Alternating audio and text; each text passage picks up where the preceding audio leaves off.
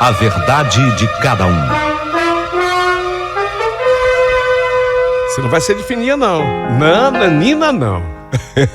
A pessoa entra para ouvir a história e vai ser de fininha. Não, não pode. Se inscreva primeiro. Antes de você ouvir a história, é muito importante para o canal que você se inscreva. Vai, me dá essa graça. Se inscreva. E curta com joinha. Isso é legal, o canal fica forte. Aí o pessoal propaga, mais histórias chegam, o que é bom para todos nós. Quanto mais história, tanto melhor será. Agora, se você puder me dar a honra de fazer parte da minha família, eu estou formando uma família. Primeiro objetivo, 100 membros. Se torne membro do nosso canal. Vai.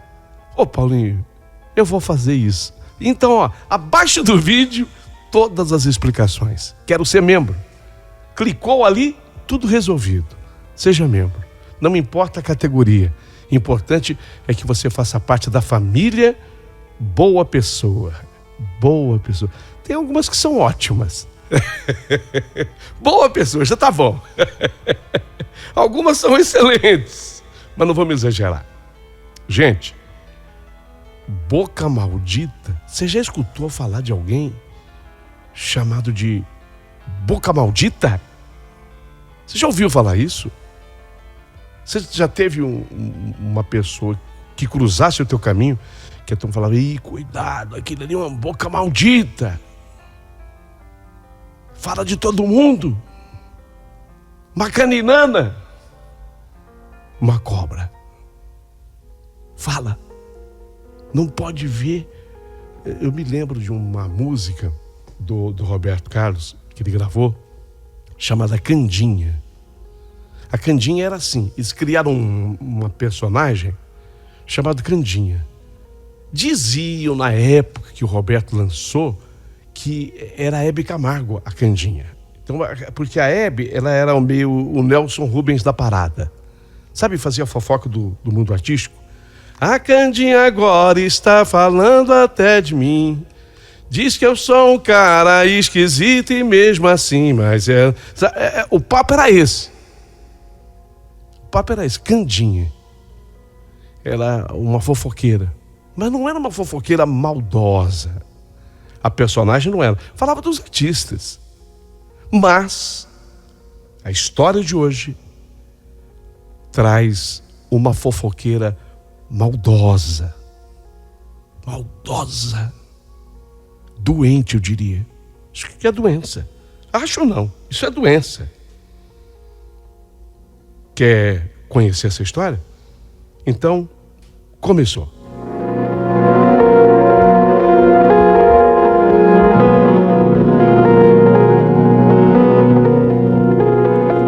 Quando eu me mudei para aquele bairro, foi ali que eu acabei me tornando vítima da boca maldita. Era uma mulher que não sabia fazer outra coisa a não ser falar dos outros. E ela, assim que eu mudei, ela elegeu a mim a sua próxima vítima. Eu cheguei no bairro, comecei a conhecer a vizinhança, aquela coisa que todo mundo faz. E entre essas vizinhas, Elga, o nome dela é diferente. Eu peço perdão a quem possa ser xará dela. Eu nunca encontrei uma xará, mas obviamente que tem. Lógico que tem. Mas o nome dela é Elga. Então esse nome ficou para mim, devido a isso, um nome muito negativo. Peço perdão se alguém mais se chama Elga. Não é Olga, é Elga. Foi aquela que mais se aproximou de mim. Simpática! Elga simpática, se oferecendo para ajudar em tudo. Bem-vinda, vizinha, se precisar, estou aqui. Olha, o que você gosta de arroz doce? Eu fiz. Você gosta de pão caseiro? Eu fiz. Sabe aquela pessoa que chega com tudo para te conquistar? Ela me conquistou. Nos tornamos mais do que vizinhas. Nos tornamos boas amigas, também com a simpatia da Elga. Apesar de toda a simpatia, uma coisa começou a me incomodar nela. Depois de mais ou menos assim, um tempo de amizade, eu ainda não vou determinar o tempo, já já eu revelo. Toda vez que ela vinha em casa, ela começava a falar mal de alguém. Você sabe como é que é? A pessoa que vem na sua casa e está sempre metendo o pau em alguém, você fica meio esperto. Uma hora ela vai te incluir nessa jogada. Falava que a filha de não sei quem, ela é biscate, ela sai com todo mundo. Olha, vou te dizer uma coisa, não é de agora não, hein? Desde mocinha, 14, 15 anos, ela já, entendeu? Terrível aquela lá, terrível. O filho, esse rapaz, ele tá usando essas coisas de droga, e eu tenho certeza. Sabe quem tem amante?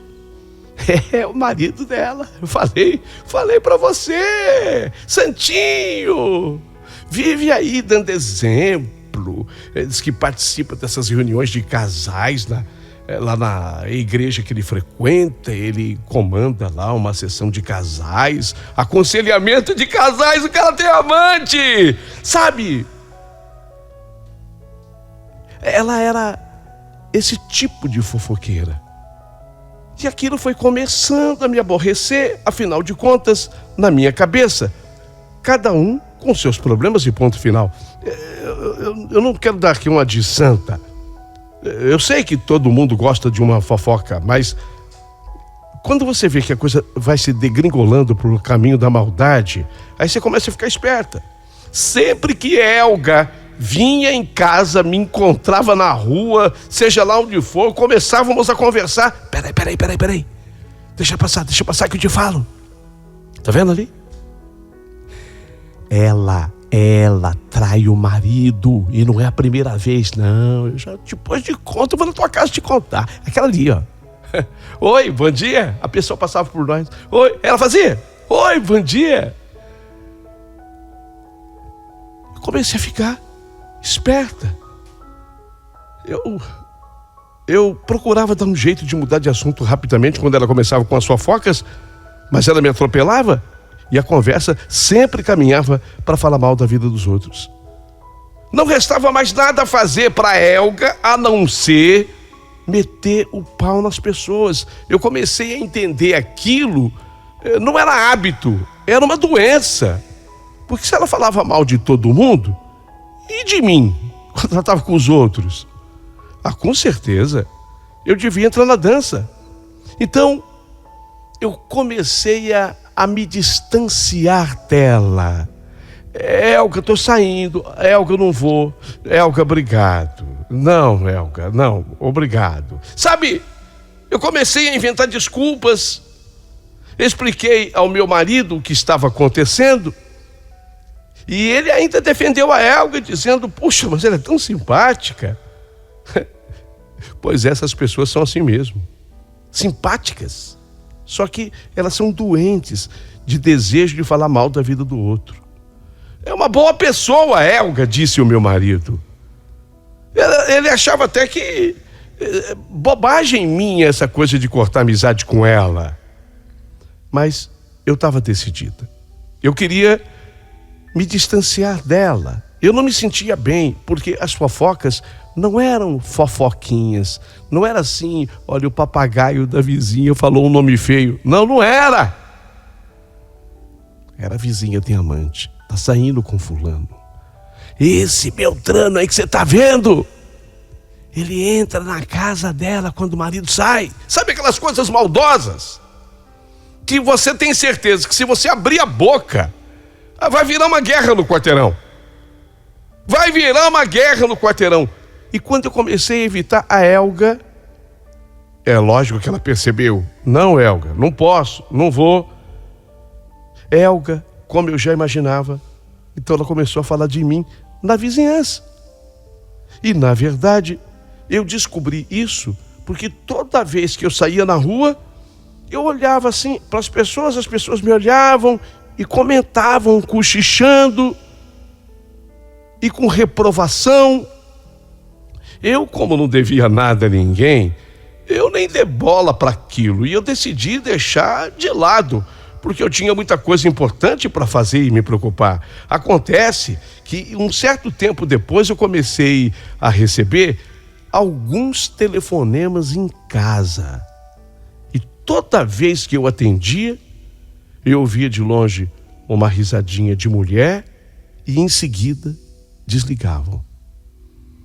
Mas esses telefonemas sempre aconteciam depois que o meu marido chegava do trabalho.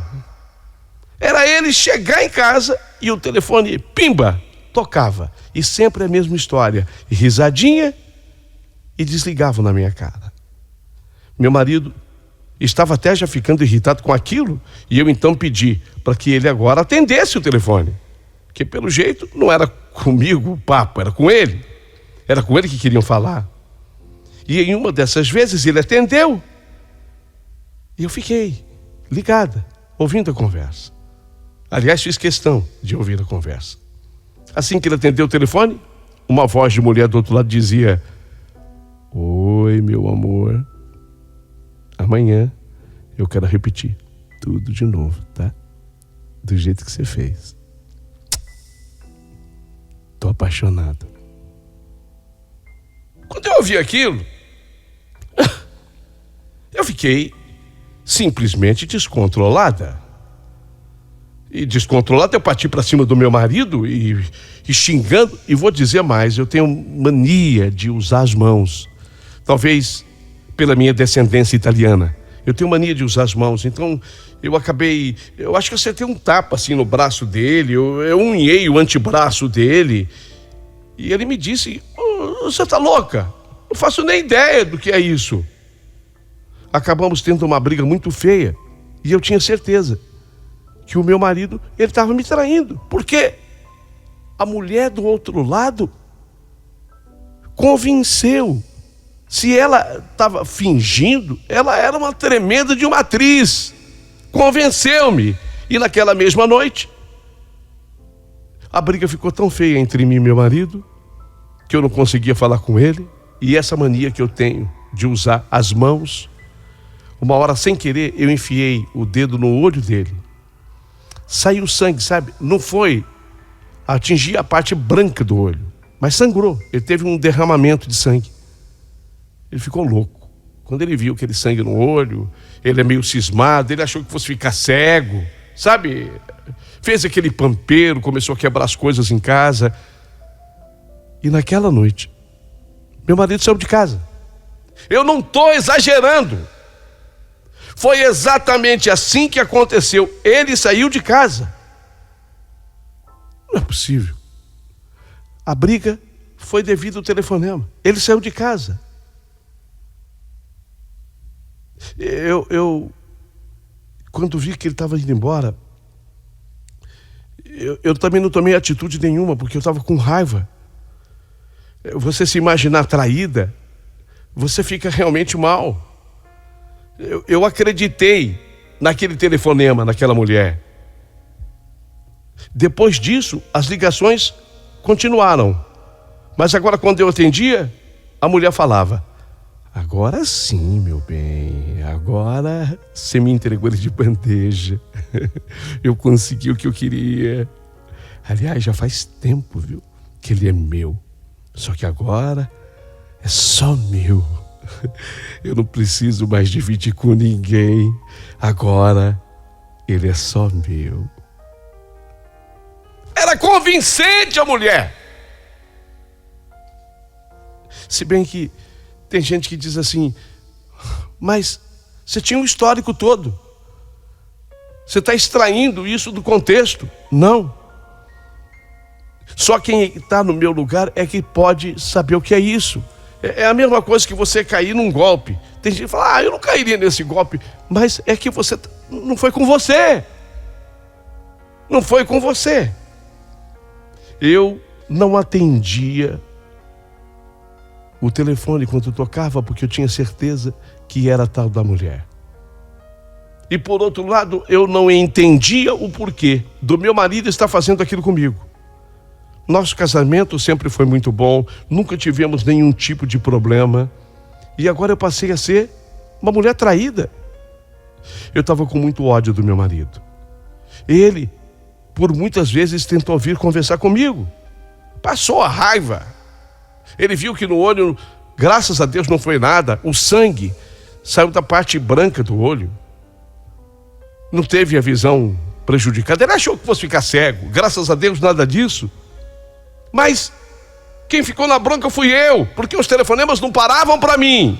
E a mulher me provocando: é meu, só meu, tá comigo. Você me entregou de bandeja.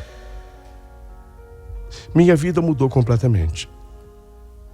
Eu acabei entrando em depressão, porque eu não queria conversar com meu marido. Ele queria vir explicar a situação. Eu não aceitava. Sangue italiano. Acabei entrando em depressão. Apesar de muito ódio do meu marido, lógico que eu o amava, lógico.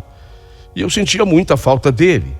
E aqueles telefonemas que continuavam atormentando a minha vida, porque além de ter tirado o meu marido de mim, aquela mulher não estava contente o bastante. Vivia me ligando para me provocar. Você não está contente, não? Então não é teu, caramba, fica com ele, fica me enchendo o saco. E ela ria do outro lado. Uma gargalhada de deboche. Ela ria do outro lado. Porém, um fato aconteceu pouco tempo depois da minha separação, porque nós estávamos separados. Se não no papel, ainda de corpos, de casa. Eu estava sozinho em casa. Mas um fato fez uma reviravolta em toda a situação. Acontece que a Elga, se lembra? E parei de falar dela aqui. Aquela vizinha fofoqueira. Pois então, a Elga acabou falecendo depois de ter sido atropelada. A notícia correu o bairro. Menina! Viu o que aconteceu? A Elga morreu. Ela foi atropelada. Gente, mas como isso? Não é possível. Cheia de vida, de saúde, não parava de perambular daqui para lá, daqui para cá, daqui para lá. Pois exatamente por isso ela foi atravessar a rua, foi atropelada. Eu não era mais amiga dela. Eu já falei para vocês, eu tentei cortar relações com ela e até consegui. Mas eu fiquei chocada. Eu não queria que ela, eu não desejava a morte para ela. Foi atropelada. Fiquei chocada com a notícia. Mas foi a partir do dia da sua morte que aqueles telefonemas que eu recebia se acabaram. Eu nunca mais recebi ligação nenhuma daquela mulher que havia sido motivo da minha separação. Aquela mulher que, mesmo com a saída do meu marido de casa, continuava me infernando. Parou. Coincidência ou não, depois da morte da Elga. E eu não sou nenhuma gênio e não nasci com talento nenhum para detetive. Mas conjecturando um pouquinho, eu percebi que eu tinha cometido um grande erro com meu marido. Eu não sei como, eu não tinha percebido antes. Que burra, né? Eu tenho certeza que tá todo mundo ouvindo a história e falou: mas que mulher mais imbecil. Tava na cara que era Elga. Eu não cairia, né? Porque as pessoas dizem isso. Eu não cairia nessa. É que não foi com você. É que você não está dentro da história. Você não está sofrendo a pressão, as emoções. Dá para entender o que eu estou falando? Pois é. Tem muita gente que me julga. Italiana louca. É louca. Louca agora. Depois que eu revelar tudo o que aconteceu. Bem, eu não tinha percebido antes. É claro que aquilo tudo poderia ter sido obra dela, da Elga, que havia ficado brava por eu ter me afastado dela. E ela resolveu atormentar minha vida. Depois de alguns dias pós-morte da Elga, eu acabei me encontrando com a filha dela. A moça, filha da Helga, ela devia ter o quê?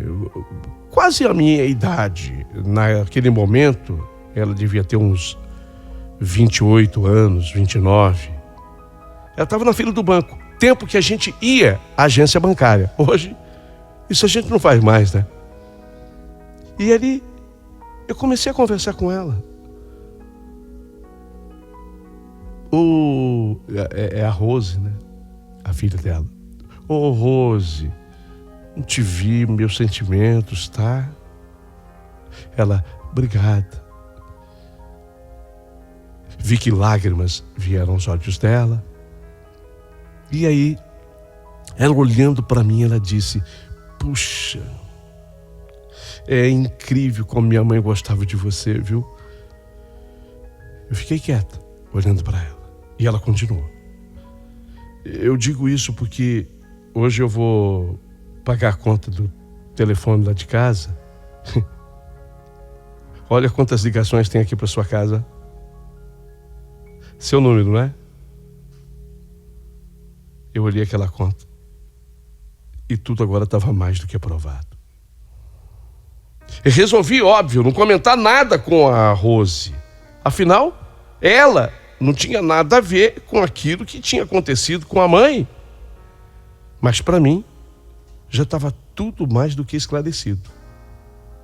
Depois de eu ter me afastado de Helga, nunca mais nos falamos, nem por telefone e nem pessoalmente.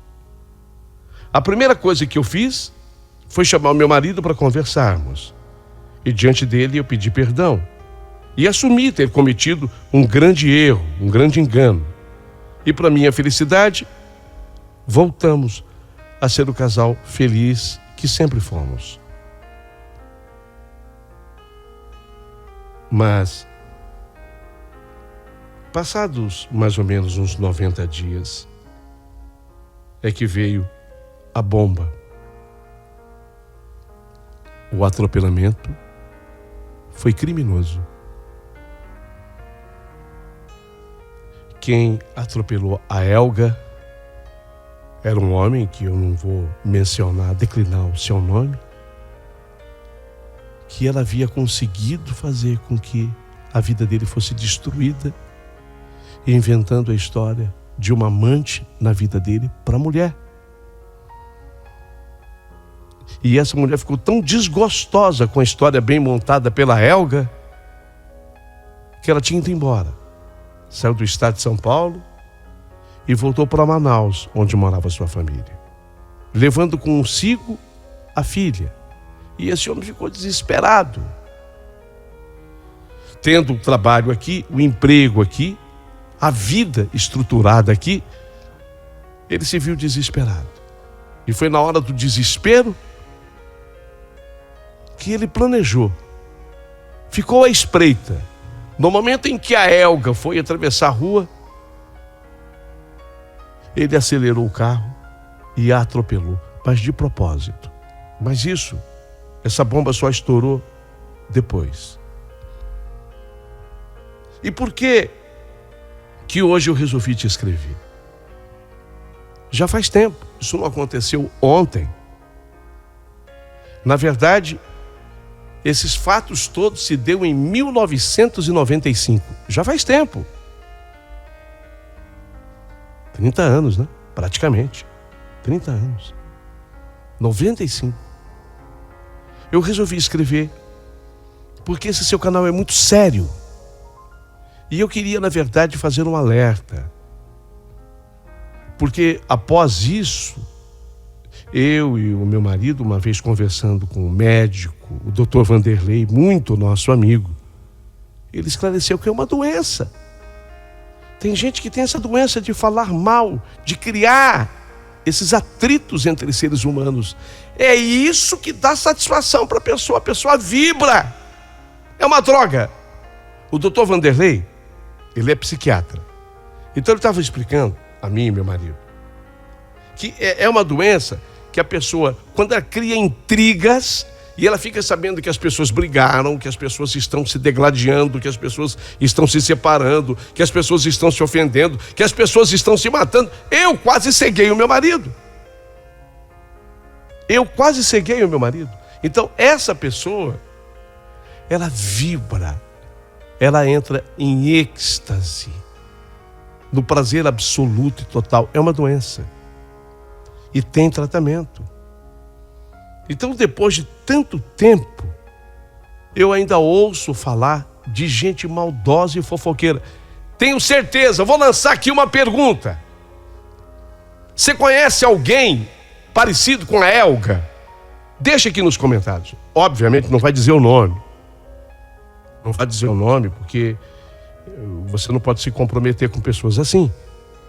Mas só responda, você conhece alguém parecido com a Elga? Pois olha, são pessoas perigosas. Elas não conseguem dimensionar o tamanho da maldade que elas fazem quando elas inventam essas coisas. Elas criam. A fofoca, ela não tem nenhum fundo de verdade. Lembro-me agora do querido Nelson Rubens, que diz: eu aumento, mas eu não invento. Essa é a boa fofoca. É normal que o ser humano aumente. É natural. Mas, quando o ser humano inventa, aí é a doença. Aí não é mais a fofoca. Aí é a maldade. Aumentar, eu aumento. Você que está ouvindo já aumentou. A gente aumenta. É do ser humano. Mas inventar é a doença. Essa mulher morreu, a Elga, morreu devido à fofoca. Ela não foi atropelada, ela foi assassinada. O senhor em questão foi julgado, foi condenado, homicídio doloso pelas testemunhas. Teve sim um tempo preso, não sei se ainda, você sabe, é muito tempo depois. Já não moro mais naquele lugar, eu não sei. Obviamente que hoje não. Mas ela criava tanto atrito, tanto, que ela acabou causando a própria morte com a fofoca. E antes que isso ocorra com essa pessoa que você conhece e que faz esse tipo de coisa, leve essa pessoa num psiquiatra. Tem cura, é doença. Então, Paulinho, o seu canal tem sido muito útil para as pessoas. E eu espero que essa minha história, mesmo depois de quase 30 anos, tenha essa grande utilidade de prestar esse serviço. Cuidado com gente fofoqueira. Como eu caí, a gente se envolve. É como um golpista. Tem gente que fala: nossa, mas esse golpe aí tá tão manjado. Você caiu como? Não sei. Dentro da história é diferente. Tem emoções, tem raiva. O ser humano tem tudo isso.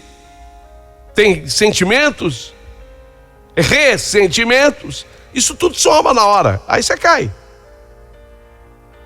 Eu não sou burra, não. Mas eu caí. Vou ficar esperando os comentários de vocês a partir de agora.